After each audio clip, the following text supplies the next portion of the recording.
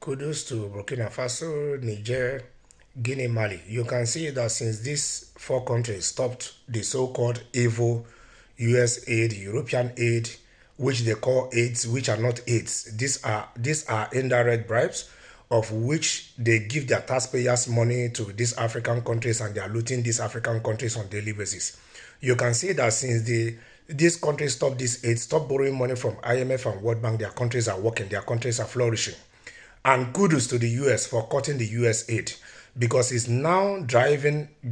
some of these African countries to self-realization. You can see that since they cut off this aid, at the beginning it was so painful for South Africa, it was so painful for Ethiopia, but you can see that a whole lot of these countries are realizing that channeling their focus on their natural resources in which they were giving them these aids and looting these resources in the numbers they are looting it, that actually that these resources when focused on, when rechanneled, when strategized, can even fetch them much money that they are getting from those evil aid that are no aids, because those are indirect bribes that when they come for your resources you can't say no. And you can see since then these countries are now channeling that their resources can no longer be exported as raw materials, that they will refine their resources before sending them or exporting them into finished goods. And in return,